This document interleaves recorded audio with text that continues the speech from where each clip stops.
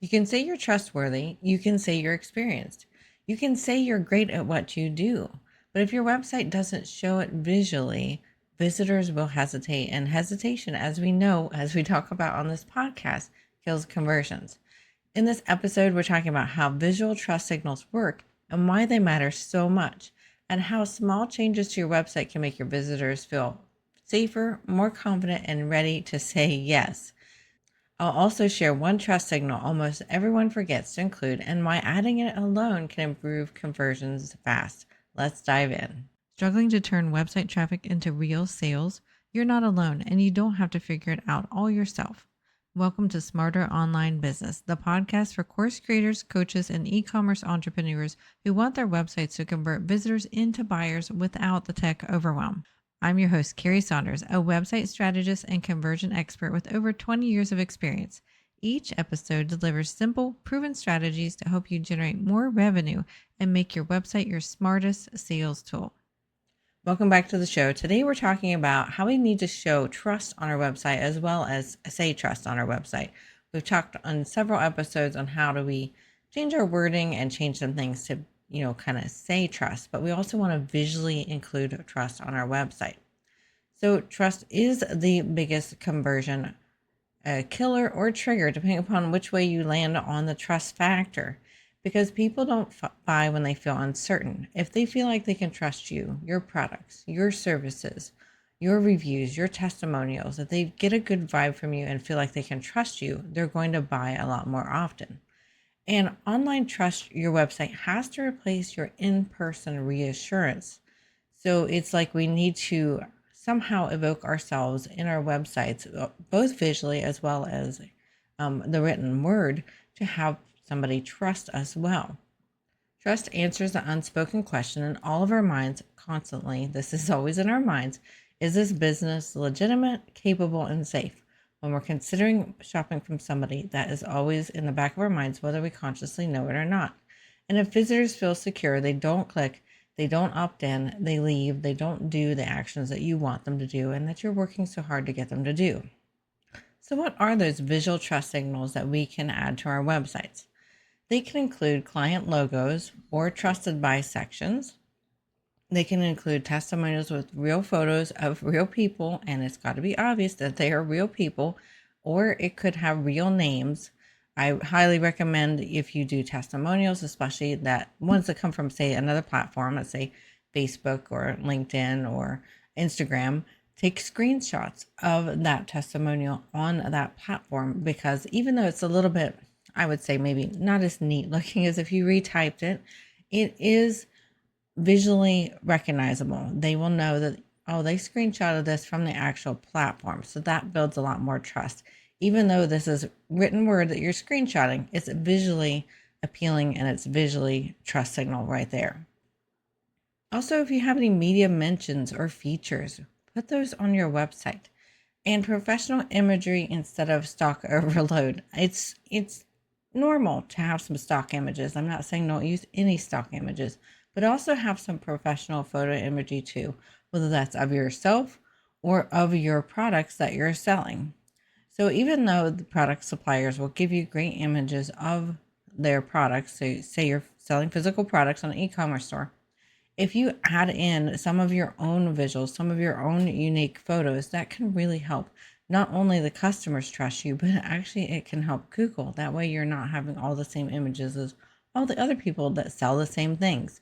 And then once we get towards that checkout stage, secure checkout icons and payment badges can also help people visually recognize that you have, trusted payment methods on the website. Anymore, I don't know whether people trust the secure checkout icons. It used to be quite a big deal, and it was actually kind of hard to get it on your website. Anymore, pretty much anybody can just put one of those on there, but it's still a recognized image. But really, those payment methods, the images of the payment methods, can be really helpful whenever we want to build trust, because many of the payment methods that people have on their website are safer because they're not like within the website. I'm starting to get a little bit nerdy here on how payment processors work, but it can help them, like, the external ones like Venmo or PayPal or Apple Pay, Google Wallet, those are all external type of payment processors, and people tend to trust those more than just a direct credit card sometimes. So having those trust logos of those different ways that you take payment methods can really help.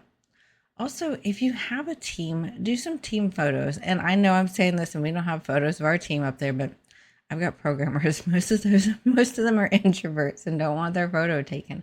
But if you can, do team photos or behind the scene visuals. That's the behind the scene visuals is something I'm working to add to our website. I mean, I have to be careful about it because, we're usually working on a client's website, so I don't want to give away client information. But that's something that we're working on, since the team photo part is not really something I feel comfortable doing, because I know several of my employees aren't comfortable with that. But these trust signals work. Pick whichever ones work for your company, just like I'm talking about right here, what would and wouldn't work for us, because people decide emotionally first and then they judge logically after that. So you want to evoke that emotion and that trust first so that they will read more, so they will dig in more to what you have to say.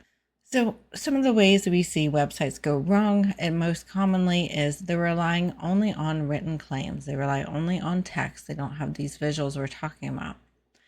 Many times they'll also bury testimonials way too far down the page. It's a good idea to sprinkle them throughout your website, or have at least a really quick, easy link at the top of the website to get to your testimonials if you feel like it would clutter your website to put them within the page.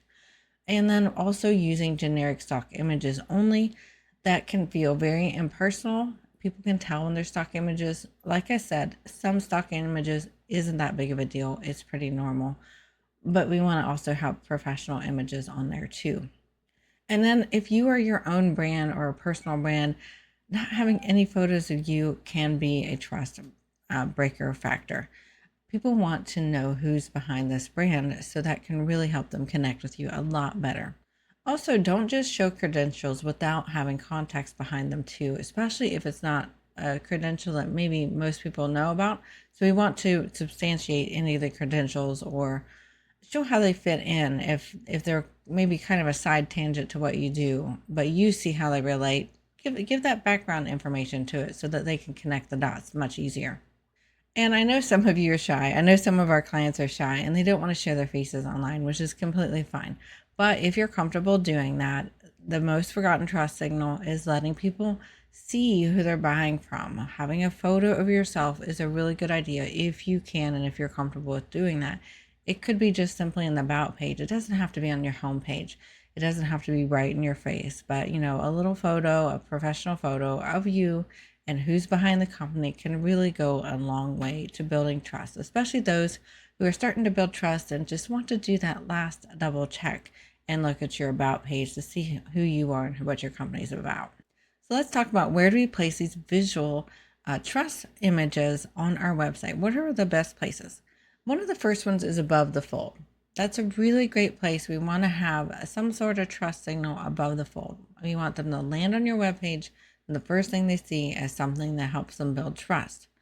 You also are probably going to have it near primary call to action buttons as well. Let's say you have an add to cart button or a checkout button. Make sure you have any of the trust images that you want to put up around, somewhere near those so they can be seen really easily. And also on sales pages before pricing happens. About pages with real photos and a story. We kind of went into this a little bit already, but that about page is so underrated. It's not even funny. It's very important to have a really good about page telling the story. So to recap this section, trust should appear before someone needs reassurance, not after they're already nervous. So when you're deciding on these points of where we're going to put these visual trust badges or trust reassurance items, we want to put them before they feel like they need reassured. So try to think through what your customer would be thinking if they're brand new to you and don't know you and don't trust you. Where would they need to see it before they can do that next thing that you want them to do? And if you love tips like this, like we do on our podcast, I encourage you to join our newsletter. You can head on over to smarteronlinebusiness.com/newsletter and sign up today. We send out a weekly newsletter to help you grow your business. Very low volume, and we'd love to have you in there. We have a lot of fun getting to know our listeners and our customers and our newsletter. And then that bonus tip I wanted to give you. I want you to pull up your homepage. after listening to this, and if you're listening on the go, make a note on your calendar that you do this. I want you to pull up your homepage and ask yourself these questions. Can someone quickly see who is behind this business? Is there proof that others trust you? Are the trust signals visible before asking for action? If the answer is no to these, your website might be asking for commitment before earning confidence. It's kind of like asking somebody to go on that date before you've gotten to know them a little bit. That's all we have for this week's episode of the Smarter Online Business Podcast. We hope you thoroughly enjoyed it. Be sure to rate and review us on Apple Podcasts or your favorite podcast player. That helps us get the word out and help other businesses just like you. See you next week.